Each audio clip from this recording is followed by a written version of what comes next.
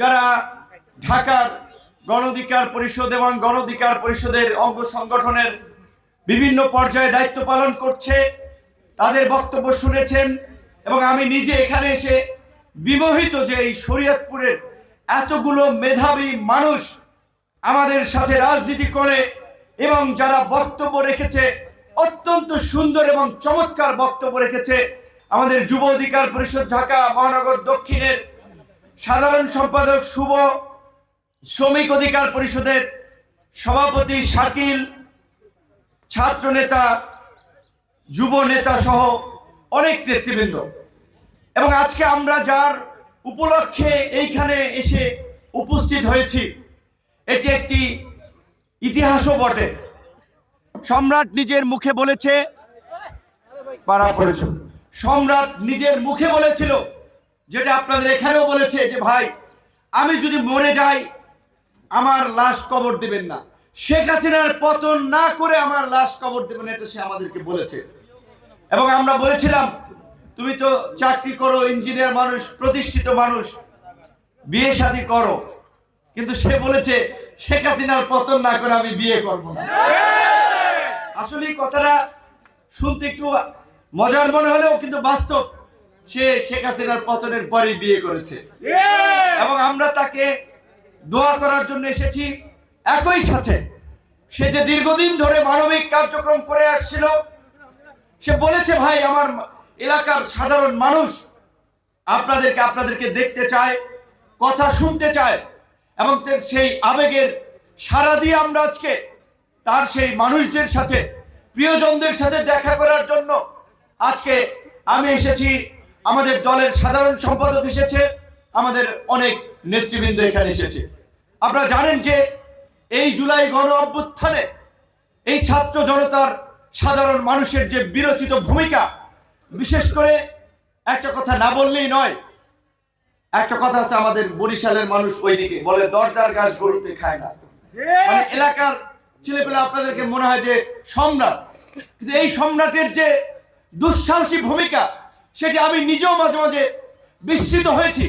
যে যেখানে একটা ফাঁসিবাদের জুলুম, আতঙ্ক, আপনারা দেখেছেন গত 16 বছরে অনেক প্রতিষ্ঠিত মানুষ, রাজনৈতিক বড় বড় নেতারা গা ঢাকা দিয়েছে, দেশ ছেড়েছে, দেশে থাকতে পারে নাই, এলাকায় থাকতে পারে নাই, রাজনীতি থেকে নিজেকে গুটিয়ে নিয়েছে। সেখানে সম্রাট চাকরি ছেড়ে এই ছাত্র জনতার রাজপথের আন্দোলনে, রাজপথে সাহসী ভূমিকা পালন করেছে। খালি গায়ে, বুকে পিঠে স্বৈরাচার নিপাত যাক, গণতন্ত্র মুক্তি পাক, এই স্লোগান বুকে পিঠে লিখে আন্দোলন করেছে। আমরা বলেছিলাম তুমি একটা শার্ট পরো।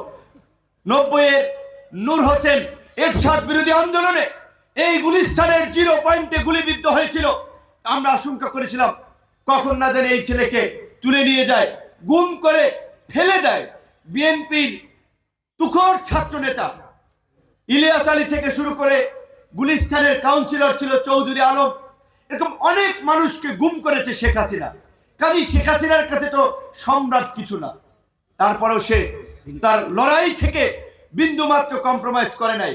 আরো একটি সত্য কথা হচ্ছে, এই যে আজকে এই জুলাই গণ অভ্যুত্থানের অনেক উপদেষ্টা দেখেন, বড় বড় ছাত্র নেতা দেখেন, এই সমস্ত ছাত্র নেতারা ভয়ে আন্দোলন শেষে নিরাপদে বাড়ি ফেরার জন্য বডিগার্ড হিসেবে, বিশ্বস্ত সহযোদ্ধা হিসেবে সম্রাটকে ফোন দিয়েছে যে সম্রাট ভাই আমার সাথে একটু আসেন, আজিমপুরে বাসায় দিয়া বাড়াইছেন, বাসায় আবার একটু সকালবেলা প্রোগ্রাম নিয়ে আইছেন। এইভাবে মানুষের জন্য নিজের জীবনকে তুচ্ছ জ্ঞান করে লড়াই সংগ্রাম করেছে। আমি কৃতজ্ঞ, আল্লাহর কাছে শুকরিয়া জানাই। এই রকমের কিছু বিশ্বস্ত ছাত্র, যুবক, তরুণ পেয়েছিলাম বিদায় আজকে শেখ হাসিনা বিরোধী এই ফ্যাসিবাদ বিরোধী আন্দোলনকে আজকে একটা সফলতার দিকে নিয়ে আসতে পেরেছিলাম। রাজপথের সম্রাট ভাই, আমরা তোমায় ভুলি নাই। রাজপথের অবশ্যই আজকে আমরা এই সমাবেশটাকে আমরা শ্রদ্ধা ভরে স্মরণ করি। এই জুলাই গণ অভ্যুত্থান সহ গত 16 বছরের গণতান্ত্রিক আন্দোলন সংগ্রামে আহত নিহত মানুষদেরকে, যারা আহত হয়ে পঙ্গুত্ব বরণ করে জীবনযাপন করছেন, তাদের সুস্থতা কামনা করছি।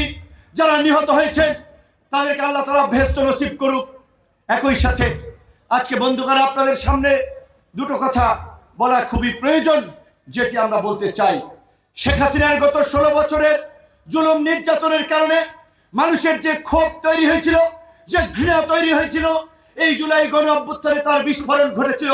শেখ হাসিনা দেশ থেকে পালিয়ে গিয়েছে, কিন্তু এখন পর্যন্ত আমরা শেখ হাসিনা পতনের পরে যে নতুন বাংলাদেশ বিনির্মাণের স্বপ্ন দেখি, যেই পরিবর্তনের স্বপ্ন দেখি, সেটির কিন্তু বাস্তবায়ন হয় নাই, হয়তো বাস্তবায়নের পথে আছে। তাই আমরা গণ অধিকার পরিষদ সহ অপর রাজনৈতিক দল যারা এই ছাত্র জনতার গণ আন্দোলনে রাজপথে লড়াকু ভূমিকা রেখেছেন, বিশেষ করে আপনারা দেখেছেন বিএনপি এবং জামাতের ভাইয়েরা নির্যাতিত, নিষ্পেষিত, মজলুম ছিল। কাজে আমরা সকল মজলুম এবং নিষ্পেষিত, নির্যাতিত এই জনতাকে আমরা বলবো, আসুন এই গণ অভ্যুত্থান পরবর্তীতে আমরা এই রাষ্ট্রকে এমন পর্যায়ে নিয়ে যাই, কেউ যেন ক্ষমতাকে কুক্ষিগত করে স্বৈরতান্ত্রিক শাসক হয়ে উঠতে না পারে, ফ্যাসিস্ট শাসক হয়ে উঠতে না পারে, জনগণের উপরে এইভাবে নির্যাতন, নিপীড়ন, জুলুম, গুম, খুন চালাতে না পারে। সেই আমরা নতুন রাজনৈতিক বন্দোবস্ত আমরা হাজির করি। আপনারা জানেন, রাষ্ট্র সংস্কার, নতুন রাজনৈতিক বন্দোবস্ত এই বিনির্মাণের জন্য রাজনৈতিক দলগুলো কথা বলছে, সরকার কাজ করছে, কিন্তু আমাদের মানসিকতায় যদি পরিবর্তন না আসে তাহলে কিন্তু কিচ্ছু আসবে না। আপনাদের সামনে সুযোগ এসেছে, 50 বছর আপনারা সুযোগ পেয়েছেন। আমার কথা পরিষ্কার, আমাদের ছাত্র নেতা সম্রাট সে এই এলাকা থেকে নির্বাচন করার আগ্রহ পোষণ করেছে। এখন আমরা এইটুকু বলতে পারি, আগামীর বাংলাদেশ বিনির্মাণ করার জন্য আমরা এই রকমের লড়াকু, ত্যাগী, সাহসী ছাত্র যুবকদেরকে নিয়েই আগামী নির্বাচনে 300 আসনের সংসদ সদস্য পদে প্রার্থী দিয়ে আমরা নতুন রাজনীতি এবং নতুন বন্দোবস্ত এই দেশে প্রতিষ্ঠিত করতে চাই। সখীপুর, নড়িয়া, শরীয়তপুর 2 আসন থেকে সে ট্রাক প্রতীকে নির্বাচন করবে, কিন্তু আপনারা যদি ভোট দেন সে নেতা হবে, জনপ্রতিনিধি হবে, না হলে হবে না। তার চেয়ে যদি কেউ ভালো থাকে তাকে ভোট দেন। আমরা বলবো না আমরাই ভালো, আমাদেরকেই ভোট দেন। কিন্তু আমরা একটা কথা বলবো, এই ছাত্র যুবক তরুণরা বুকের তাজা রক্ত ঢেলে দিয়ে, বন্দুকের নলের মুখে দাঁড়িয়ে, বুক চিতিয়ে যে লড়াই সংগ্রাম করে নতুন ইতিহাস রচনা করেছে, এই ইতিহাসকে সুরক্ষা দেওয়ার জন্য তরুণদেরকেই আগামীতে নেতৃত্বে আসতে হবে।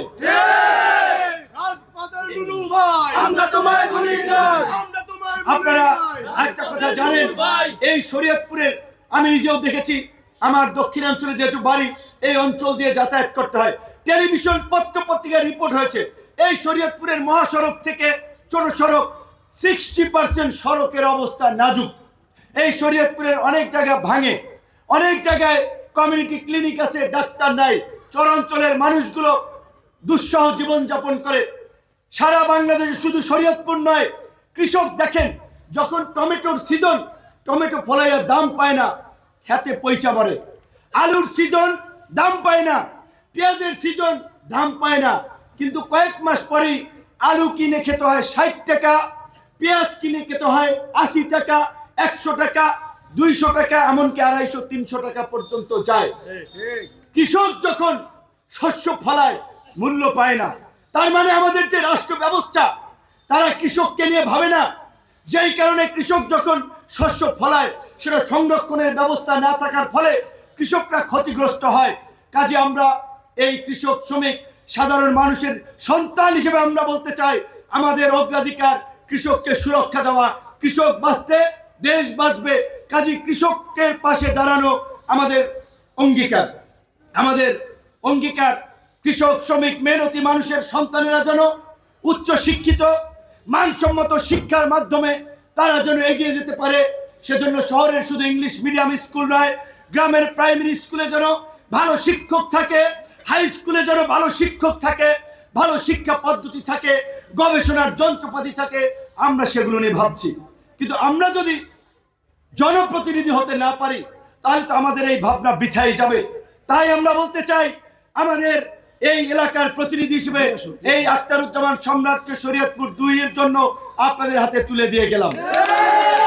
প্রথম এই নড়িয়া সখীপুরে এই তারাবুনিয়াতে এসেছি, জানি না আবার কবে আসব। কিন্তু আমরা এইটুকু আমরা বলতে চাই, যেখানেই থাকি না কেন, শুধুমাত্র শরীয়তপুর নড়িয়া নয়, সারা বাংলাদেশের মানুষের জন্য যে পরিবর্তনের স্বপ্ন নিয়ে ছুটে বেড়াচ্ছি, সেটার বাস্তবায়নের জন্য আমাদের নিরন্তর পথ চলা চলবে।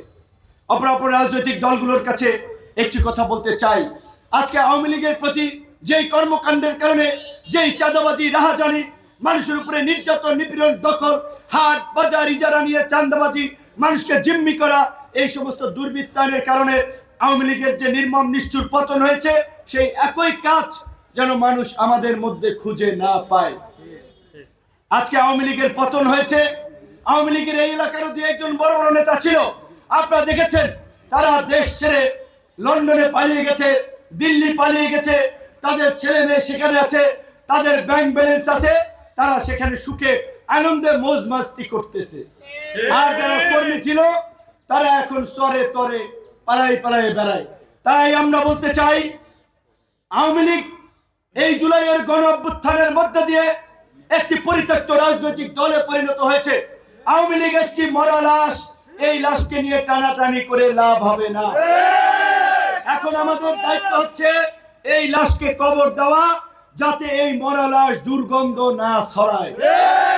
আজকে আপনারা দেখেছেন, এই 5ই আগস্ট আওয়ামী লীগের পতনের পরে আওয়ামী লীগের নেতারা পালিয়ে গেছে ভারতে।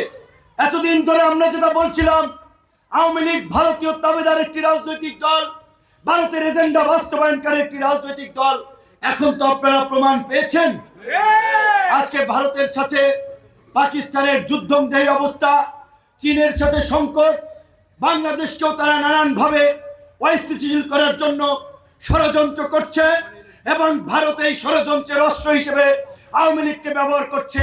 কাজেই গ্রামগঞ্জের পাড়া মহল্লায় এই গণ অভ্যুত্থানের অংশীদার সকল রাজনৈতিক দল এবং নাগরিকদেরকে বলবো, আওয়ামী দুর্বৃত্তদের বিরুদ্ধে সচেতন থাকবেন, ঐক্যবদ্ধভাবে তাদেরকে প্রতিহত করবেন। তবে একই সাথে আমাদের সাধারণ সম্পাদক রাশেদ খান যেই কথাটি বলেছে, আমরা সেই কথাটি 5ই আগস্টের পর বলছি। এদেশে আওয়ামী লীগ এবং বিএনপি দুটো বৃহৎ রাজনৈতিক দল ছিল। অনেক সাধারণ মানুষ আওয়ামী লীগের এই সমস্ত অপকর্মের সাথে জড়িত না হলেও আওয়ামী লীগ সমর্থন করেছে কিংবা আওয়ামী লীগ করত। সেই সমস্ত নিরীহ মানুষ, সাধারণ মানুষকে অন্যায়ভাবে হয়রানি করা যাবে না, তাদের সাথে কেউ জুলুম করবেন না, তাদের উপরে কেউ নির্যাতন করবেন না, এটাও আমাদের আহ্বান। কিন্তু যারা এলাকায় উৎপাত করেছে, দখলদারি, চাঁদাবাজি করেছে, ভিন্ন মতের মানুষের উপরে হামলা করেছে, মামলা দিয়েছে, তাদের প্রশ্নে বিন্দু মাত্র ছাড় হবে না।